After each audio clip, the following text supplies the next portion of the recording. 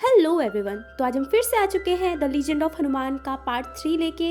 इससे पहले के 2 एपिसोड्स मेरे चैनल पे पड़े हुए हैं। एपिसोड्स को आने में थोड़ा सा लेट लग जा रहा है क्योंकि चल रहा है मेरे एग्जाम्स, तो थोड़ा सा एडजस्ट कर लेना।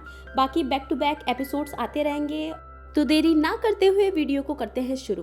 एपिसोड की स्टार्टिंग में हमें रावण को दिखाया जाता है जो कि तपस्या कर रहा होता है ब्रह्मदेव की, और हमें यहाँ पे बताया जाता है कि रावण ने सभी देवताओं की तपस्या कर करके अपने लिए बहुत सारे वरदान मांगे हैं।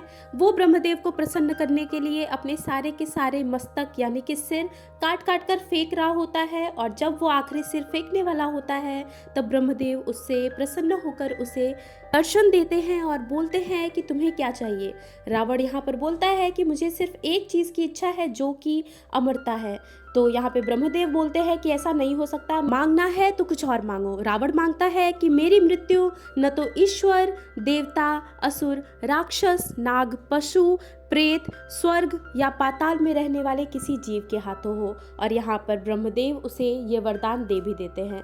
फिर हमें प्रेजेंट का सीन दिखाया जाता है जहाँ पे हम देख पाते हैं जामवंत जी को, जो ये सारी बातें बता रहे होते हैं भगवान राम को, और गिना रहे होते हैं कि वो किस किस चीज़ से नहीं मर सकता, किस किस प्राणी से नहीं मर सकता। तो भगवान राम बोलते हैं कि रावण मूर्ख था क्या, वो एक जीव को तो भूल ही गया।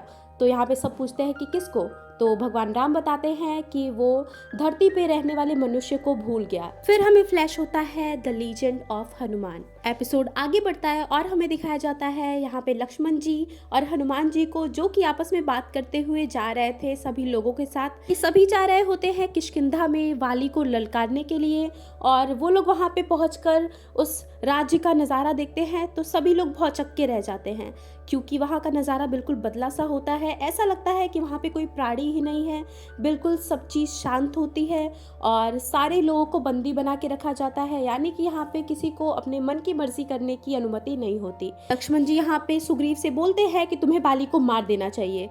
तो सुग्रीव बोलते हैं कि वो अभी भी मेरे बड़े भाई हैं। राम उन्हें समझाते हैं कि वो तुम्हारा बड़ा भाई है, लेकिन अब वो वाली नहीं रहा जो कि पहले हुआ करता था।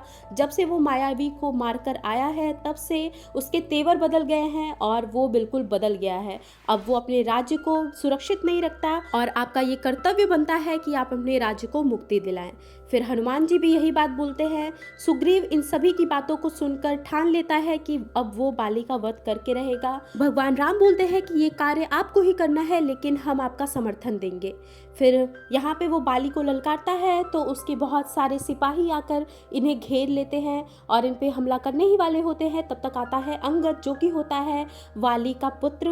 वो बोलता है कि चाचा जी, आपको यहाँ से लौट जाना चाहिए क्योंकि आप जानते हैं कि अगर पिताजी यहाँ पर आए तो आप अपने पैरों पर नहीं जा पाएंगे। लेकिन सुग्रीव बोलता है कि मैं यहाँ से नहीं जाऊंगा। ये सारी चीजें सुनकर वाली वहाँ पर आ जाता है और बोलता है कि तुम यहाँ पर मरने के लिए आए हो। सुग्रीव भी यहाँ पे पीछे नहीं हटता और उसे ललकारने लगता है युद्ध के लिए। वाली यहाँ पर आ जाता है और बोलता है कि अब तक केवल मैंने तुमसे राज्य और तुम्हारी पत्नी छीनी थी, लेकिन आज तुम्हारे प्राण भी छीन लूंगा।